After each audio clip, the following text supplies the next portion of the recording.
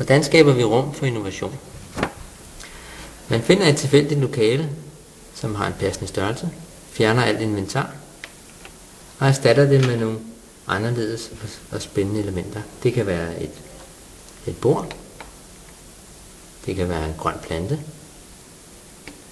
eller måske skal der et lille flag til, eller en sjov anderledes skulptur. Det kan være nogle sjove stole, et stort stykke møbel, man kan kravle rundt på. Nogle vil tænke en masse penge, de kan kaste rundt med.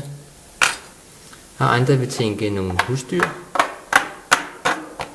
Og på den måde kan man skabe rum for innovation og kreative tanker, som kan tilgodese en masse forskellige typer medarbejdere.